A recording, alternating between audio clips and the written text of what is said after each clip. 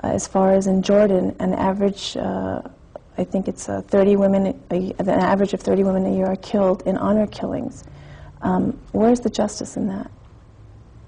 Well, I mean, there isn't any justice there. I don't, you know, the question is, there's no justice. What honor killings, what well, how does Islam perceive that? How can Islam has no concept of that. The Christian Arabs do that. Mexicans used to do that. Mm-hmm. But there are reports of it in other Muslim countries.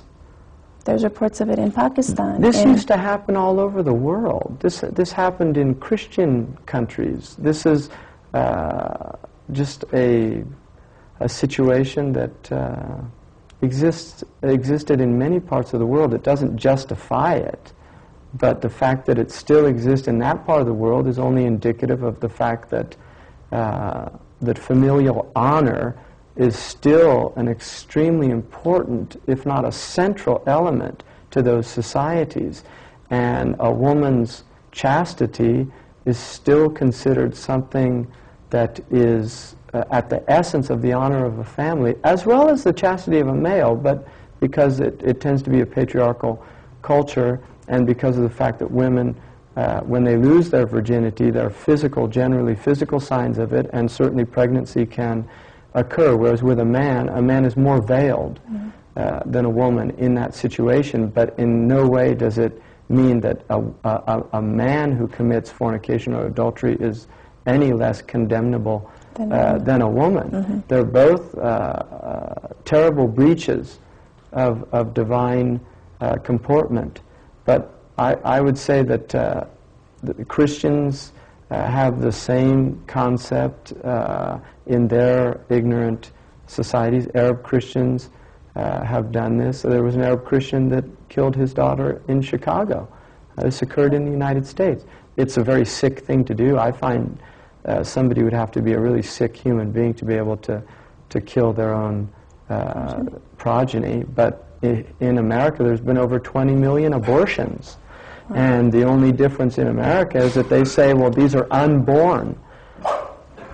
You know, so I think before Americans start pointing the finger at 30 honor killings in Jordan, let's look at 20 million babies that have been killed in America. Right? Really? Yeah. I mean, America is it's a culture of amazing paradox. Do you believe the fact that women are now allowed to vote in Kuwait, regardless of the outcome, is a encouraging indicator of women's movement here? Yeah. Well, like the bumper sticker says, don't vote, it only encourages them.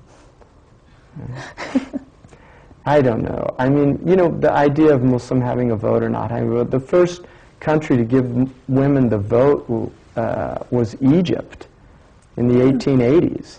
The Americans didn't have, there was one state, I think it was Wisconsin, that gave women the vote in the 19th century. It was the only state. There's only one state in America. You know, maybe all the feminists should move there or something. Yeah. But there's no other, in America, the women didn't get the vote till the 1920s, right? When the Constitution was, there was an amendment to give women the vote. But the idea traditionally in a traditional culture was one family, one vote. Right.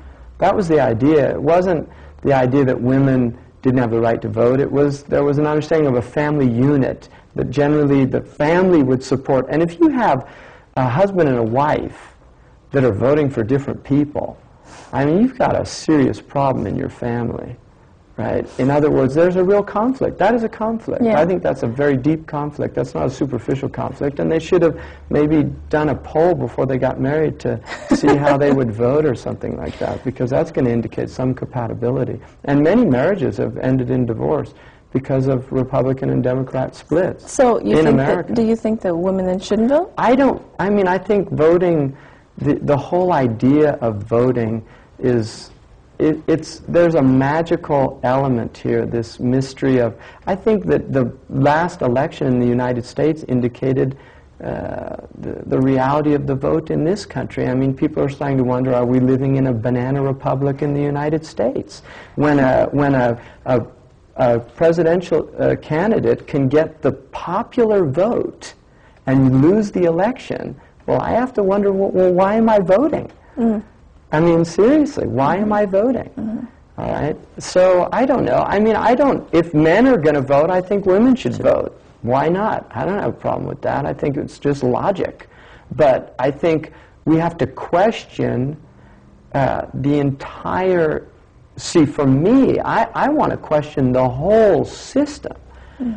I mean, federalism is a very strange form of government. I think to have Washington, D.C. dictating how Irvine should run their local...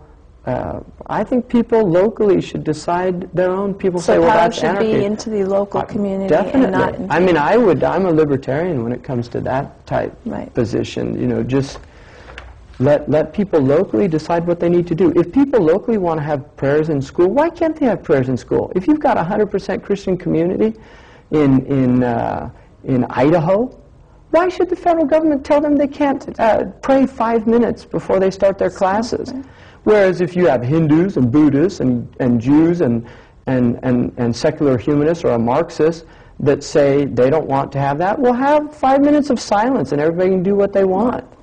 You know, they can do their homework or something. But this idea of dictating to people like these paternal wise men, the learned elders, are going to dictate for us how we should run our families and our societies. I think that you're an infant for 7 years of your life, and then you begin to take responsibility. And by the time you reach adulthood, if you haven't worked out what you need to do, you've either been poorly raised or something seriously wrong with you.